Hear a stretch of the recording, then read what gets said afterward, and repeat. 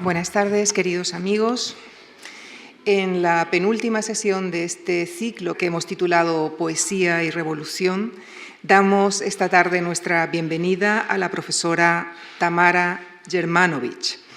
Ella nació en Belgrado, en cuya universidad estudió literatura comparada. Actualmente es profesora de Estética y Literaturas Eslavas en la Facultad de Humanidades de la Universidad Pompeu Fabra, donde dirige el Seminario de Estudios Eslavos. Es autora de varios estudios sobre literatura rusa, como el titulado Dostoyevski entre Rusia y Occidente. Sus últimos libros son Viaje a mi país ya inexistente, Retorno a la antigua Yugoslavia y La construcción estética de Europa. Esta tarde viene a hablarnos de Osip Mandelstam, poeta ruso de origen judío-polaco, cuya trayectoria, marcada por la tragedia, fue retratada en las memorias de su viuda Nadezhda Mandelstam. Precisamente el título de uno de estos libros, Contra toda esperanza, es el escogido por la profesora Tamara Jermanović, con quien ya les dejo, para acercarnos a la biografía y a la obra de uno de los más grandes poetas rusos, Osip Mandelstam. Muchísimas gracias.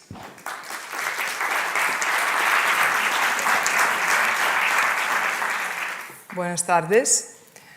Muchas gracias, Lucía, muchas gracias a la Fundación Juan Marc por invitarme, y no solo por invitarme, sino para organizar un ciclo monográfico sobre la poesía rusa y sobre estos escritores, estas figuras enormes de la cultura, no solo rusa, sino también universal, que padecieron lados, digamos, negativos de la revolución social en Rusia, que padecieron, como tanta gente y tantas figuras, no solo de la cultura, pero en este caso hablamos de la poesía, consecuencias de un contexto, de una situación histórica, y no obstante se atrevieron no solo a escribir, sino que aquello que escribieron, aquel legado artístico, cultural, poético que dejaron atrás, es precisamente uno de los testimonios más importantes que tenemos acerca de aquel periodo.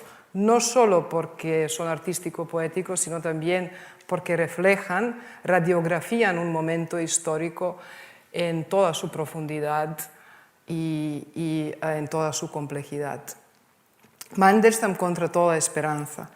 También agradezco al público que ha acudido a escuchar, porque yo creo que una de las cosas que actualmente podemos hacer, lo que es muy importante, siempre digo a mis estudiantes, es precisamente venir y escuchar la poesía, venir y escuchar los destinos de esta gente tan valiente.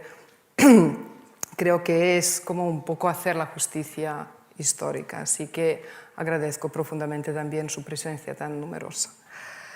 ¿Será posible que yo aún exista realmente, que esto que llega es la muerte verdadera? Dicen que estos versos son uno de los últimos, o los últimos que escribió Mandelstam, que dejó en las paredes de una de las habitaciones donde pasó sus últimos días. Él murió en el año 1938.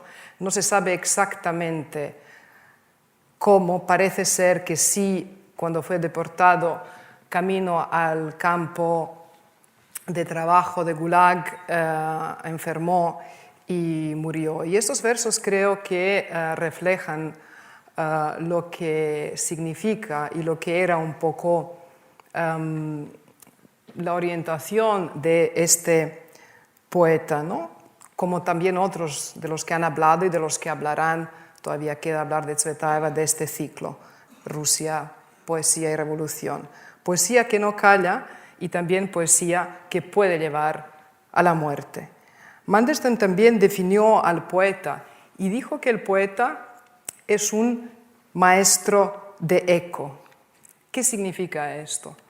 Mandelstam decía que como nosotros, ningún ser humano puede ir al origen del sonido, el poeta al menos juega con el eco de este sonido originario. Vamos a verlo aquí. Aquí una muy breve semblanza que luego a lo largo de la conferencia voy a intercalar hablando de su vida y también de la obra, citando algunos fragmentos de su poesía o de algún otro libro de prosa suyo para que podamos introducirnos en esta hora que tenemos hoy aquí a lo más significativo, según mi parecer, de la figura de este poeta. Vivió, como ven, pues, en estos años, nació en Varsovia, en el seno de una familia de pequeños comerciantes judío-polacos, pero cuando tenía 1 año la familia ya se fue a vivir a Rusia y es donde él pasó el resto de su vida. Fue poeta fundamentalmente, pero también traductor y narrador, escribió también prosa, y en realidad ruso por adopción. Es muy justo decir que Mandelstam es un poeta ruso. Primero empezó a escribir poesía en el seno del simbolismo ruso.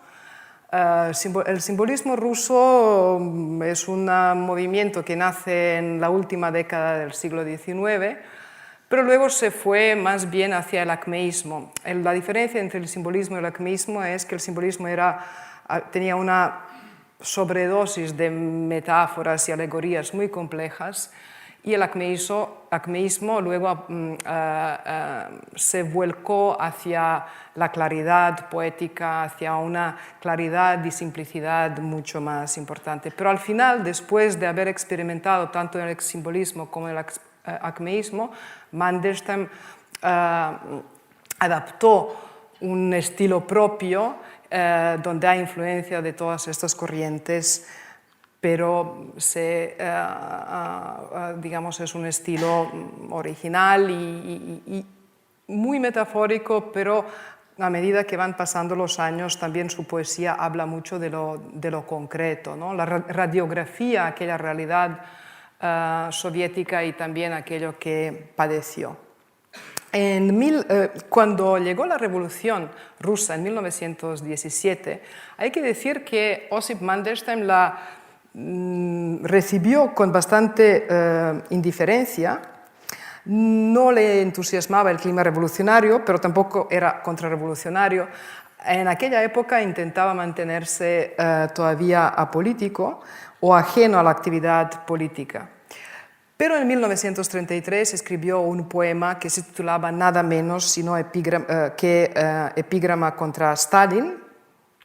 Otro título de este poema es El montañés de Kremlin. El montañés alude que Stalin había venido, era originario del sur de Rusia, donde hay muchas montañas, y este poema le costó el arresto y seguramente también luego la deportación y la muerte. Pasternak, del que hablaron hace unos días, esto pasó en el año 1934. En 1933, en noviembre, escribió este poema y en 1934, en mayo, le detuvieron. Pasternak personalmente intervino con Stalin para que Mandelstam no le deportaran y así en un primer momento se consiguió que solo le enviaran al exilio, donde permaneció 3 años con su esposa, pero luego, tras un breve periodo de libertad, fue deportado a los campos de trabajo de Gulag, donde, como he dicho antes, desapareció. Su tumba nunca ha sido encontrada. El poema contra Stalin, el epígrame contra Stalin, es el poema del que quería leer al principio unos breves versos. No solo porque habla de Stalin, sino porque refleja esta época de la que trata todo este ciclo en el periodo en que vivieron los poetas de los que se habla.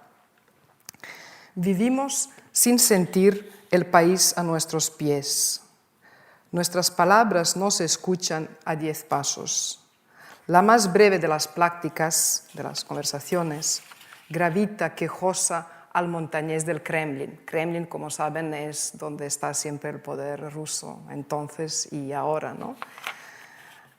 Sus dedos gruesos como gusanos, grasientos, habla de Stalin, y sus palabras como pesados martillos, certeras. Sus bigotes de cucaracha parecen reír y relumbran las cañas de sus botas. Entre una chusma, ahora habla de la gente que está alrededor de Stalin, de muchísimos que estaban también allá. Entre una chusma de caciques de cuello extrafino, él juega con los favores de estos infrahombres. Uno silba, otro maulla, aquel gime, el otro llora. Solo él campea tonante y los tutea.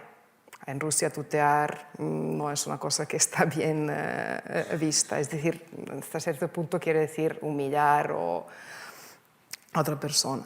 Como herraduras forja un decreto tras otro, a uno al bajo vientre, al otro en la frente, al tercero en la ceja, al cuarto en el ojo.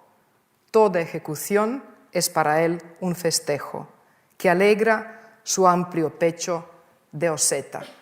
El Mandelstam consideraba que él era osetio, bueno, uno de estos pueblos sureños de Rusia. Entonces piensen que este poema que Mandelstam escribe, pero escribe, no circula, es decir, no sale de casa, nadie excepto él y Nadezhda, su mujer, ven el poema escrito.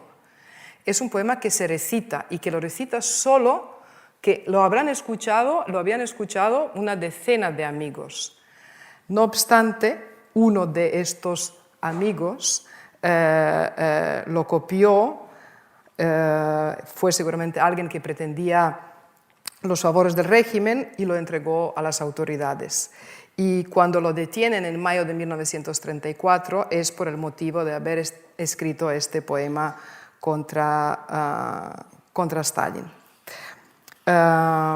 Su viuda, Nadezhda Mandelstam, y ahora voy a ir al título de la conferencia, logró escapar y sobrevivió como profesora de inglés, primero viviendo en pequeñas ciudades de provincia rusa, y en 1956 se trasladó a Moscú, donde realmente se dedicó a escribir estas memorias, que es un testimonio no solo acerca de la vida de Mandelstam y su destino o de la poesía rusa y los tiempos de la Revolución, sino realmente es un libro que ofrece una historia, un recorrido, una visión de la historia a la luz de la conciencia y de la cultura. Contra toda esperanza. ¿Por qué contra toda esperanza?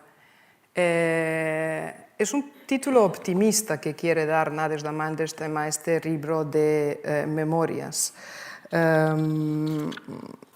Por esto también he puesto el título en inglés, Hope Against Hope.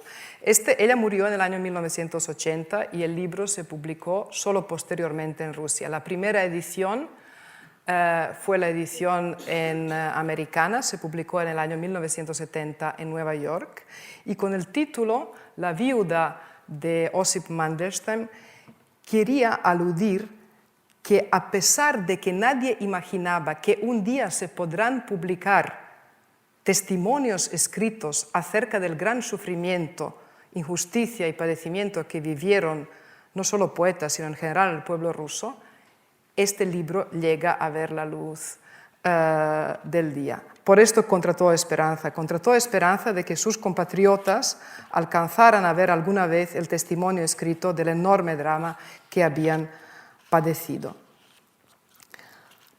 Voy a leer un fragmento, podría leer muchos, no les voy a cansar, que sepan que esto es la segunda edición, yo no lo encontré, parece ser que actualmente no está en las librerías, pero la editora de Acantilado me dijo que se está preparando una tercera versión de este texto.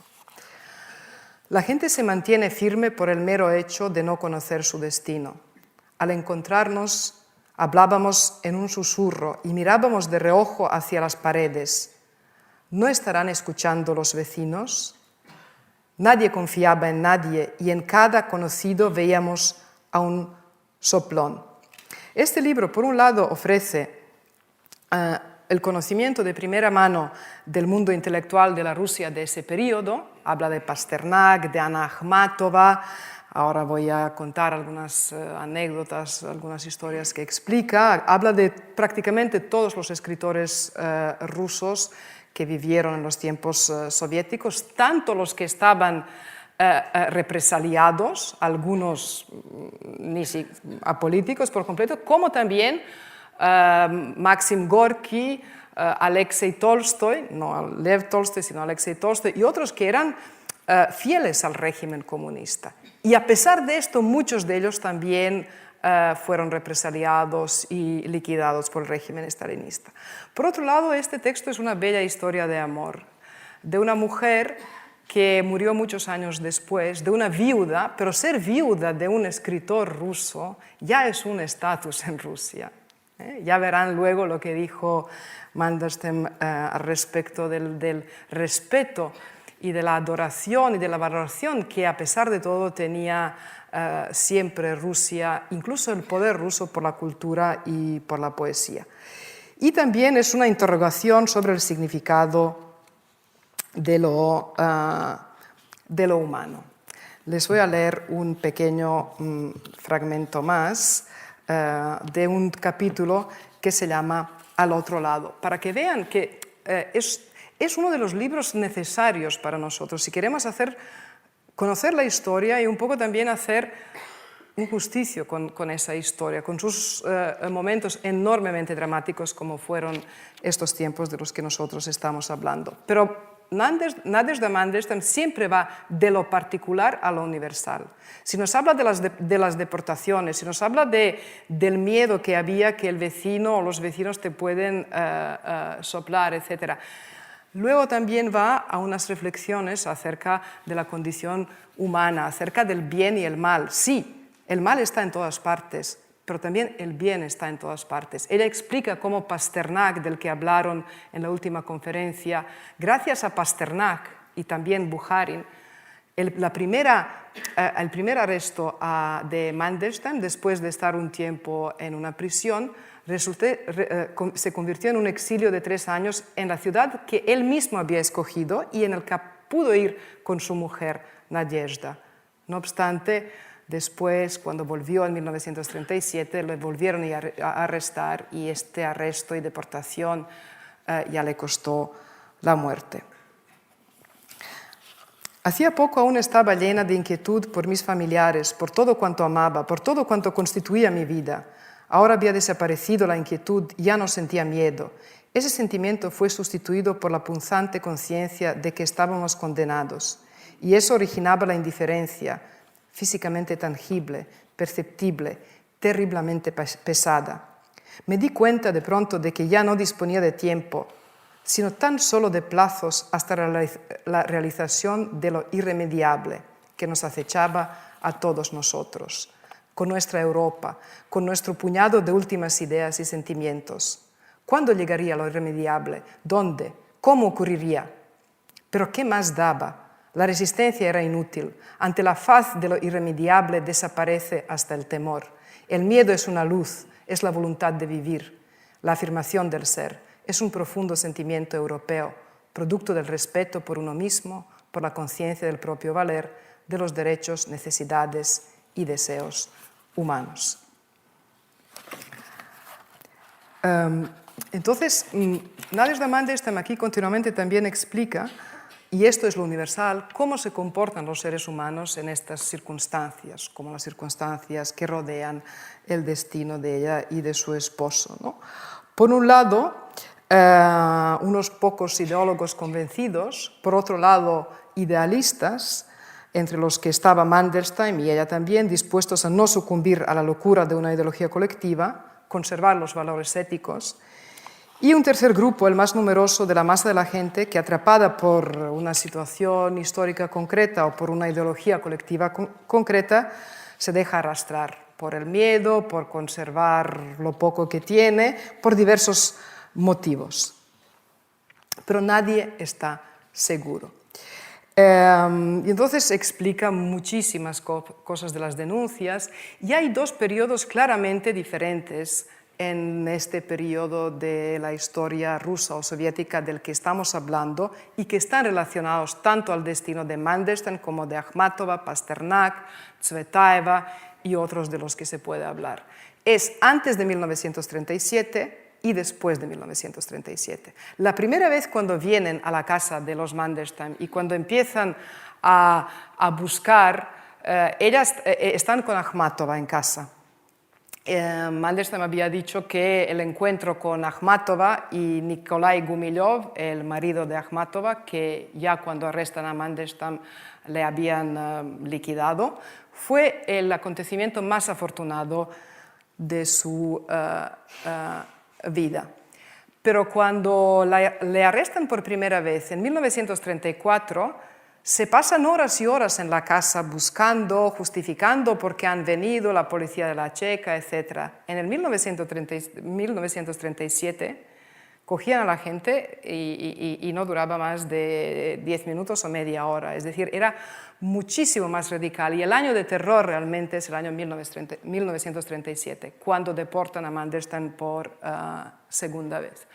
Pero vamos a volver también a un periodo anterior al 1933, porque Mandelstam escribe poesía y empieza a publicar poesía mucho antes, y había estado en Armenia, donde sale el libro Viaje a Armenia, etcétera, que son los años 1909-10, cuando empieza a escribir, hasta el año 1934, cuando es el momento de su primer arresto, del que también hablaremos. Cuando está con Anna Akhmatova. Anna Akhmatova había dejado al único hijo que tenía y que es un historiador, antropólogo, que luego pasó 20 años, supongo que han hablado de esto, Lev Gumilyov, también en diferentes cárceles en la época soviética, finalmente salvó la vida, salió con vida, y la mayor Anna Akhmatova se pudo reunir con su hijo. Era gran amiga de los Mandelstam, y la noche que tiene lugar el primer arresto, ellos están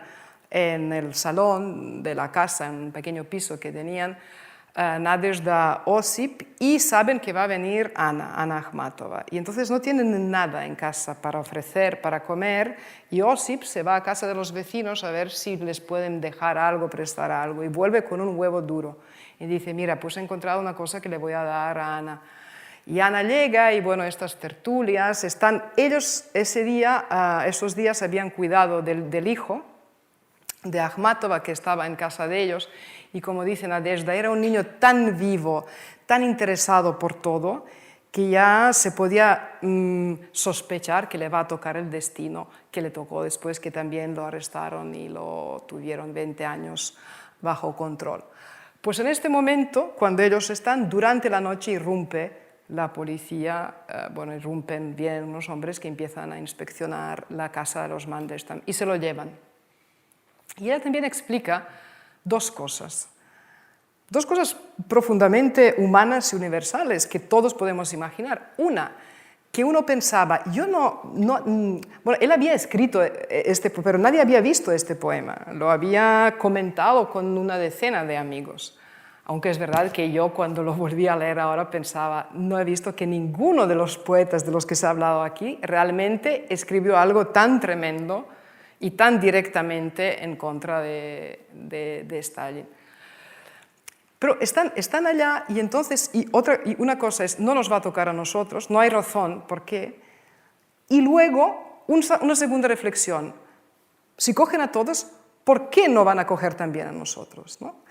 Y entonces ella explica cómo, pues luego, cuando se lo llevan, Akhmatova, que tiene experiencia en estas cosas, y cuando Nadezhda Mandelstam quiere recoger, porque han tirado cosas, no han encontrado manuscritos, han tirado, y ella quiere recoger, y Akhmatova le dice: no recojas, deja todo y ve a buscar allá donde tienes escondidos algunos manuscritos, y los vamos a sacar de algún modo, porque si le recoges ya será sospechoso.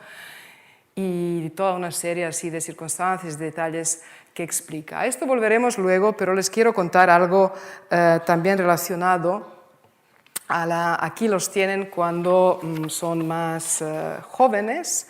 Como he comentado, cuando tiene un año, Mandelstam ya con su familia se traslada de Varsovia, de Polonia, a Rusia, Y primero están en una pequeña ciudad, pero cuando es joven ya se va a San Petersburgo. En San Petersburgo va a un liceo muy bueno, donde recibe una educación humanista muy potente y está en contacto con los simbolistas rusos.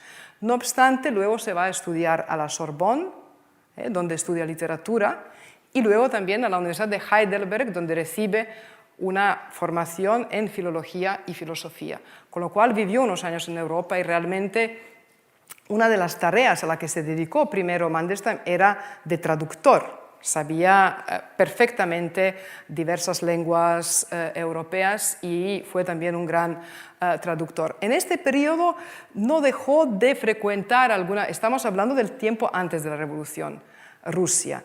Venía a San Petersburgo y empezó a frecuentar círculos literarios y cuando vuelve en 1910 es cuando conoce a Akhmatova y su primer esposo, Nikolai Gumilyov. En una revista le publican, aquí verán a joven Mandelstam cuando vuelve a Petersburgo.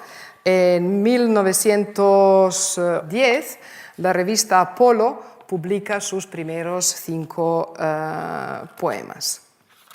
De este periodo les voy a leer, es un periodo simbolista de Mandelstam entre 1910 y 1912, donde todavía pues, forma parte de este movimiento poético un poco místico, filosófico, que utiliza muchas metáforas y alegorías complejas y del que enseguida saldrá y se irá hacia el acmeísmo junto con Gumilyov y con Akhmatova. Un cuerpo se me ha dado. Un cuerpo se me ha dado. ¿Qué hago con él? Tan único, tan mío. Decidme, ¿a quién agradecer la dulce dicha de vivir, de respirar? El jardinero soy y soy la flor, y en la prisión del mundo no estoy solo. Sobre el cristal de la eternidad se posa mi aliento, mi calor. Un trazo se imprime en él desde hace poco imposible de reconocer. Aquí tenía cierta influencia de un poeta francés que seguramente conocen, que se llama Verlaine, y también de los poetas rusos que le preceden como Sologub o Fyodor Tyutchev. ¿Qué es el acmeísmo? Supongo que hablaron un poco, no les voy a cansar, pero voy a decir 2 palabras acerca del acmeísmo. Aquí lo tienen a Mandelstam, Osip Mandelstam con Anna Akhmatova, son los 2 que están en el extremo de la foto. En 1912 entró a formar parte de acmeísmo. Acme, la palabra acme en griego significa como la culminación de algo, la altura, la cumbre, el progreso, el desarrollo, es decir, el nivel más alto de algo. El acmeísmo nace como respuesta al simbolismo, cuestiona el simbolismo, considera que el simbolismo es demasiado complejo, que tiene muchas asociaciones estéticas y metáforas complejas, y apuesta por la claridad en la poesía. Tu imagen tormentosa y vaga, no pude en la niebla ver. Señor, yo dije equivocado, sin yo pensarlo pronunciar. Escribe en 1912. Y luego otra que tiene 2 dataciones, 1912 o 1915. Oh cielo, cielo me vendrás en sueños. No puede ser que estés completamente ciego y el día haya ardido como una hoja en blanco, un poco de humo y de la ceniza. Como vemos aquí ya es notable que Mandelstam luego encuentra un sello personal de sus versos donde convergen el simbolismo con el acmeísmo y el futurismo. Publica el primer libro de poemas reunidos en el año 1913, se titula Piedra, y vivirá varias ediciones esta colección de los poemas reunidos de Mandelstam. En 1916 aparecerá y serán casi el doble de versos que integrarán este libro, y en 1917 se va a Moscú. Allá vivirá la revolución, esperará la revolución de octubre, estará en Moscú y va a vivir solo hasta 1919, cuando empieza ya un periodo de hambre y él se va por este motivo y por otros al sur, primero a Kiev y luego también a Tbilisi, etc. Y es en este periodo de su vida cuando va a conocer a Nadezhda, con la que se va a casar en el año 1922 en Petersburgo. Pero ya en el año 1922, piensen una cosa, hasta 1928 él publica poesía, publica colecciones de poesía, pero ya en el 1922, Bukharin, no sé si se ha hablado estos días de Bukharin, es una figura política, pero también muy importante para la cultura rusa, porque era un gran admirador de la cultura y de la poesía. Y de hecho, Stalin le llamó a Bukharin y le preguntó, oye, este Mandelstam, este Osip Mandelstam, que se llama como yo, ¿no? Porque es Osip, José, ¿no? y Joseph Stalin también, ¿es realmente un maestro literario? Y Bukharin le dijo que sí. Y parece que entre lo que dijo Bukharin y la intervención luego también de Pasternak, en dos momentos, cuando fue perseguido, el destino de Mandelstam trágico fue pospuesto. No cambiado, pero al menos pospuesto. En 1922, Bukharin tiene una revista cultural y le dice a Mandelstam, escucha, en 1922, no puedo publicar tus versos, mándame alguna traducción, ya escribes, ya es demasiado libre tu verso y ya estoy preocupado porque era un colaborador de Stalin, estaba en el Kremlin, también acabó mal en 1936, finalmente Stalin parece ser también por una especie de competencia, de miedo de que este le puede ser un rival político, le liquidó. A partir de 1928 ya no se publicó nada de Mandelstam. Todo lo que nos llegó después son poesías, muchas de estas poesías que Nadezhda Mandelstam conservó. La noche de arresto, en 1933, ellos estaban en casa, no había cerrado en el baúl y luego empezaron a venir familiares, sus cuñados, con los niños, etc. Entonces iban saliendo uno por uno en lapsos de tiempo bastante diferentes, con 3 o 4 manuscritos de poemas en los bolsillos. Y es así, y sobre todo gracias a los poemas que Nadezhda sabía de memoria, que se conservaron muchos poemas de Mandelstam escritos después de los años 20 del siglo XX, el 28 sobre todo. En aquella noche de mayo habla de la noche de la primera detención de Mandelstam. Me tracé otra misión y por ella he vivido y vivo. No tenía fuerza para modificar el destino de Mandelstam, escribe, son cita de las memorias de Nadezhda, pero se había salvado una parte de sus manuscritos. Muchas cosas conservaba en mi memoria y era la única que podía salvar todo eso y por tanto debía cuidar de mis fuerzas. Entonces, ella recuerda cómo también Akhmatova le dice, tiene que ser fuerte para conservar la memoria, no sabemos si le podrá conservar la vida, pero para conservar la memoria y poder un día publicar, escribir los versos de su marido. Vamos solo brevemente a retroceder en el tiempo, cuando en el año 1930 Osip y Nadezhda se van a Armenia. Cuando alguien viaja a Armenia, que es un país maravilloso, absolutamente fascinante, tampoco encuentra muchos textos sobre Armenia, hay guías, por supuesto, turísticos, pero este libro tiene poesía y también tiene prosa, es una gran reflexión sobre impresiones también, un gran libro de viaje acerca de Armenia. Allá se va, como he comentado, en el año 1930. ¿Y qué encuentra? Encuentra una tierra muy distinta, le fascina la lengua. Él dice, yo como un ruso no puedo pronunciar, no entiendo nada, pero juego, recuerden lo del poeta, del eco que busca, que indaga en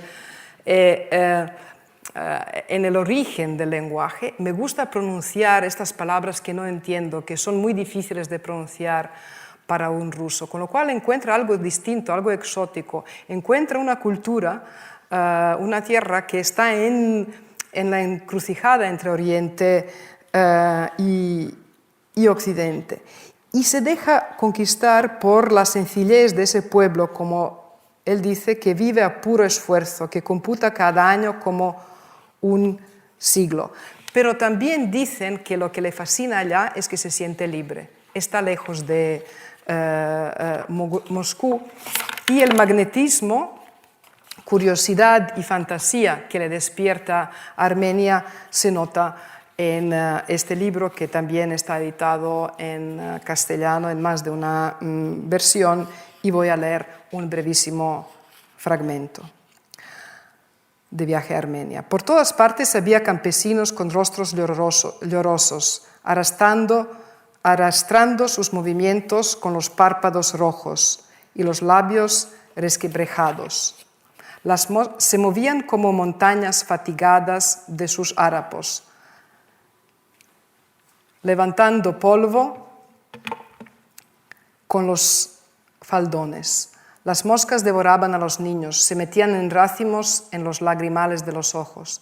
La sonrisa de los viejos campesinos armenios es inexplicablemente buena.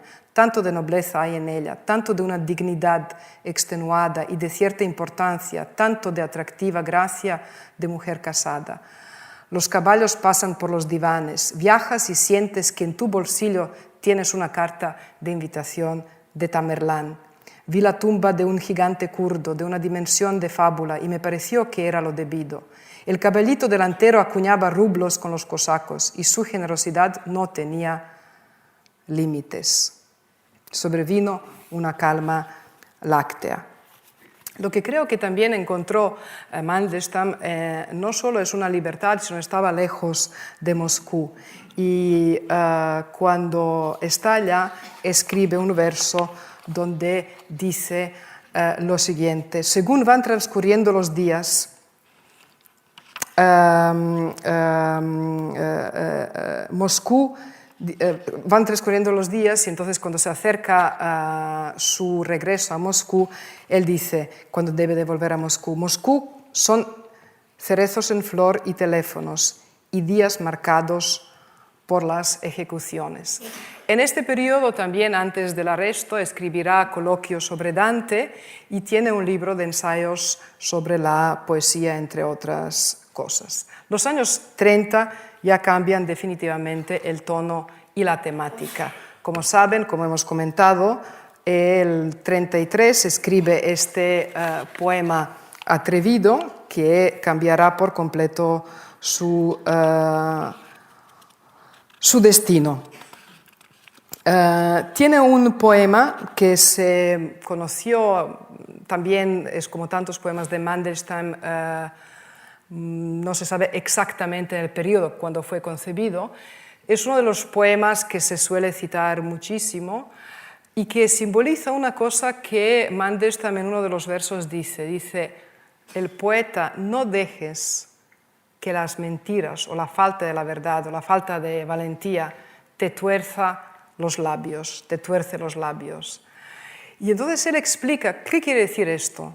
Había muchos poetas en aquella Rusia o creadores o gente en general que se dejó llevar por diferentes motivos, es decir, que sucumbió y él decía que no, que el valor, que la responsabilidad suya como poeta es de, a pesar de todo, no sucumbir ante la mentira.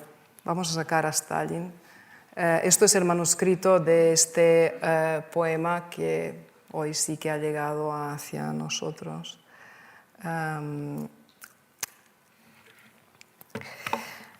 Está cuando se va primero a Perm, como les he comentado, está unos meses y entonces llega esta milagrosa, absolutamente milagrosa oferta del exilio. La bondad humana. Mandelstam cuenta una cosa que a mí me tocó mucho cuando lo leí, como cuando les dicen que se pueden ir al exilio y ellos no tienen dinero, no tienen de qué vivir. luego recibirá una pequeña pensión. Y entonces Nadezhda Mandelstam va por las casas de los amigos para reunir 4 duros para poder salir de viaje. Y entonces explica cómo entre Anna Akhmatova va a casa de los Bulgakov. Bulgakov no es un poeta, es un autor, es un gran novelista que radiografió también profundamente en El maestro y Margarita, El corazón del perro y otras obras suyas lo que eran aquellos tiempos, la vida ordinaria y la tragedia, también el lado oscuro, digamos, de que vivieron en aquellos años soviéticos.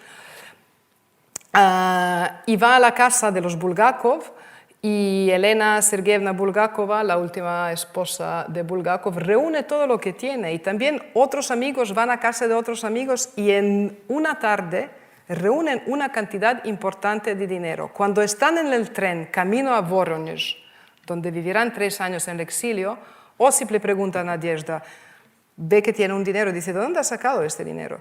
Y ella le explica, y él se emociona muchísimo. Y ella también nos cuenta en el libro que no tiene que pagar el viaje, porque los exiliados, los perseguidos por el régimen, solo tenían que pagar una pequeña suma de dinero, pero que les costaba, estaba subvencionado por el poder el viaje. Pero cuenta muchas, es decir, cómo en medio de la desesperación, no obstante, ves otros ojos humanos, otros gestos humanos que te dan coraje para poder resistir y para poder sobrevivir cosas que no puedes imaginar, que nadie puede llegar a pasar o a sobrevivir. Y esto lo cuento para volver a tal vez uno de los poemas más célebres de Mandelstam en esta segunda o última parte de la charla. Es en todo caso de los años 30, tal vez fue escrito entre 31 y el 35. Por el valor sonoro de los tiempos futuros. ¿Qué es lo que está pasando actualmente, aquí, hoy, el 2 de marzo de 2017?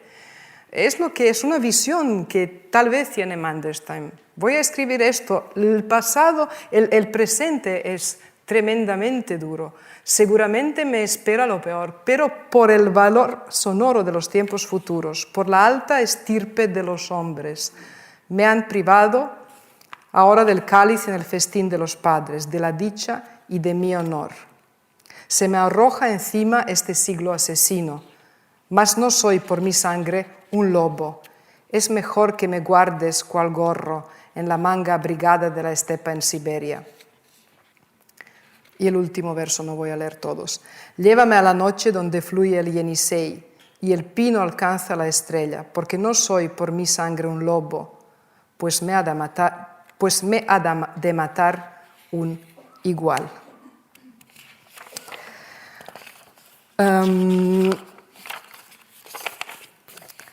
Como les he comentado, aquí tienen a Mandelstam. Cuando pasan este periodo, Voronezh es una ciudad provinciana que está cerca de la frontera de Ucrania, que tiene un clima más cálido y donde ellos pasan unos días amables. Él escribe, no obstante, les ofrecen poder volver a Moscú y es allá donde será detenido por segunda vez y entonces ya será deportado. En el libro, con detalles, se explican todas estas cosas. Es un texto que les recomiendo profundamente. Y el veredicto eran 5 años de campamento para actividades contrarrevolucionarias.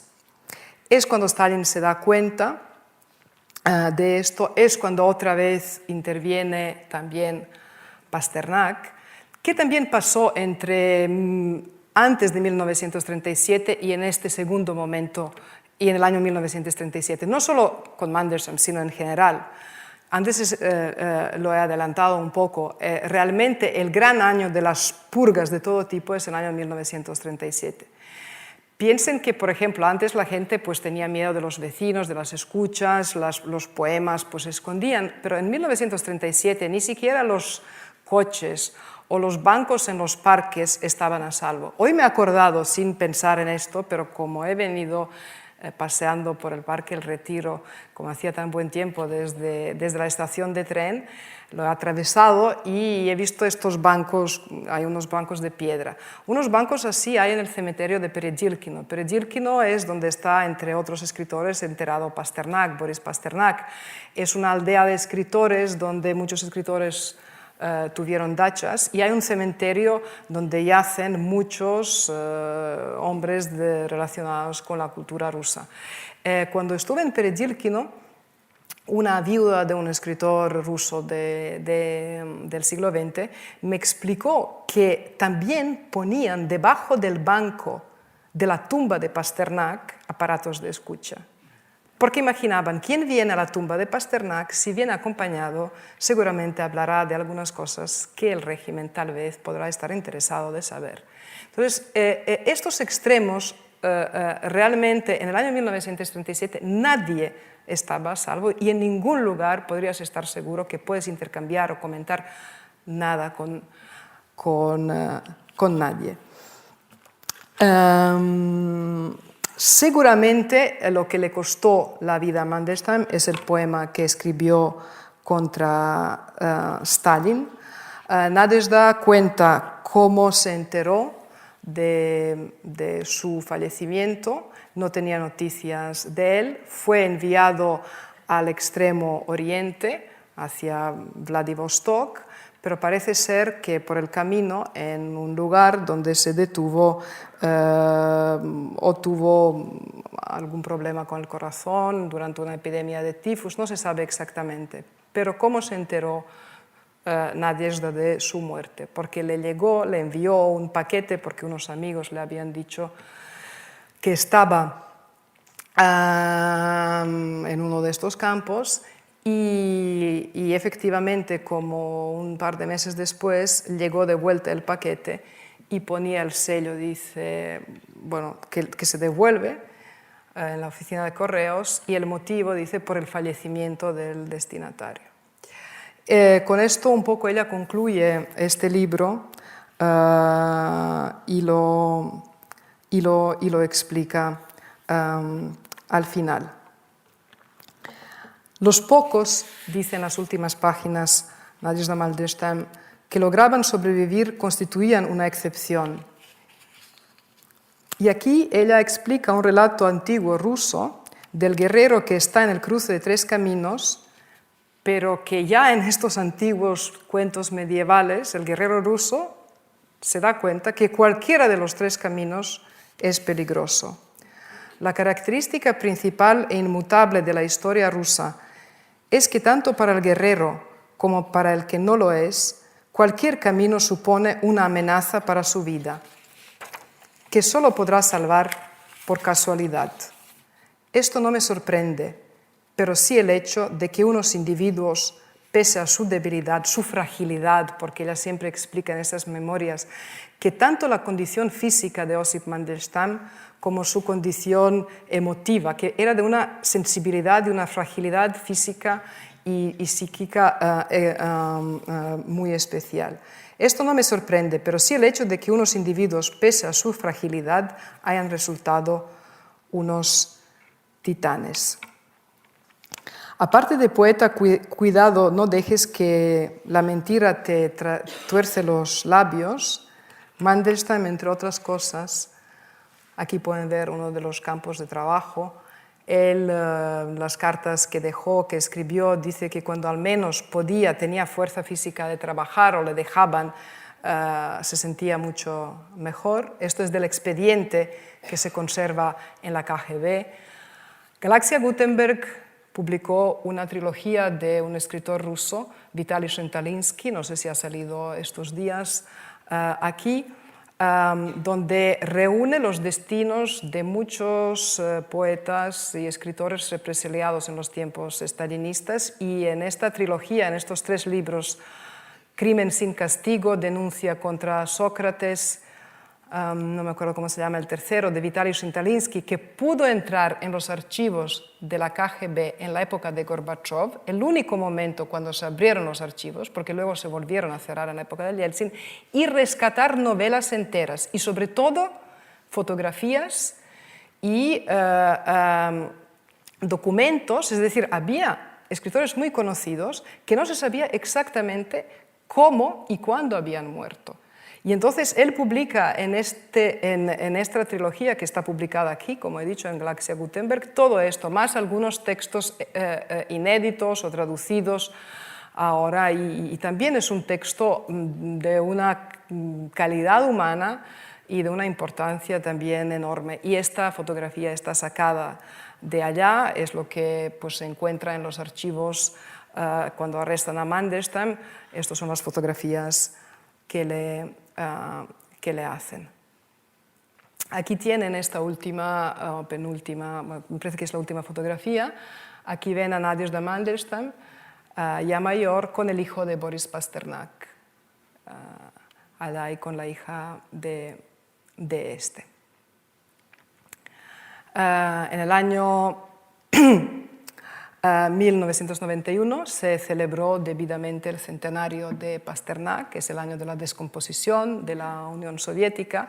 Rusia, a pesar de todo, siempre ha sido un país que ha valorado muchísimo su cultura. Esto también nos explica por qué el poder político siempre ha estado tan preocupado por lo que puede escribir un poeta, por unos versos, por una novela, por una obra de arte cualquiera, hasta la actualidad. No hace tanto tiempo que Ana Politkovskaya, una periodista rusa y escritora que iba a Chechenia, fue asesinada en Moscú y todavía no se sabe exactamente quién fue que ejecutó esto, pero seguramente mandado por el poder político ruso. Pero conscientes también de la importancia que tienen estas figuras de la cultura rusa, se les hacen homenajes. Y esto es, bueno, pueden ver que en el año 1991, cuando se celebra el centenario del nacimiento de Mandelstam, los correos de Rusia pues tienen como este sobre especial que conmemora el nacimiento de Mandelstam. Tal vez para ir concluyendo, pues uno de estos versos del cuaderno de Voronezh, donde Mandelstam nos dice o concluye, dice: tras arrancarme mares, el impulso, el vuelo y atar mis pies al peso de vuestro desfilar, ¿qué habéis logrado? Un perfecto cero. Mis temblorosos labios no me podéis quitar. Creo que reflejan muy bien tanto la enorme calidad literaria de este escritor como también el coraje, la ansiedad de libertad, de justicia que tenía y de haber dejado plasmado no solo lo que eran los tiempos aquellos y la injusticia y la tragedia de aquella época, sino también de dejar un legado y una voluntad para cualquiera que en cualquier momento histórico, a través de la palabra escrita, si le está dado este talento, luche por la libertad y no deje que la mentira le tuerce los labios, como decía Mandelstam. Antes de escuchar una poesía que no habla de un contexto histórico, sino que habla de la ternura, es un poema amoroso escrito por Mandelstam y que está cantado por una cantautora rusa muy conocida, les voy a comentar una cosa que dijo Mandelstam y que creo que es válida un poco para todo el ciclo que muchos de ustedes seguramente han seguido y todavía seguirán con la conferencia sobre Tsvetaeva.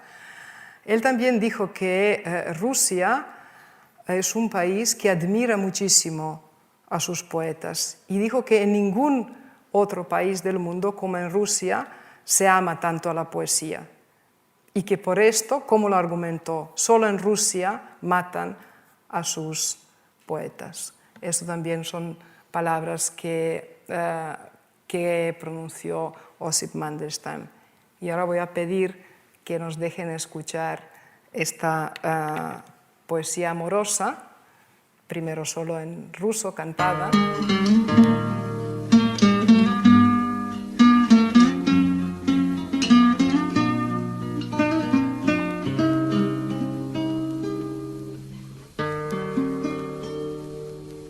Нежнее нежного лицо твое, белее белого твоя рука, от мира целого ты далека, и все твое от неизбежного твоя печаль и пальцы рук не остывающих, и тихий звук неунывающих речей, и даль твоих очей.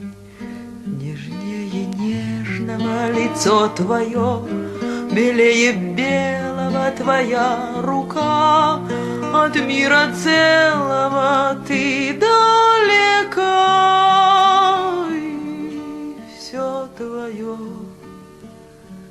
от неизбежного, и все твое от неизбежного.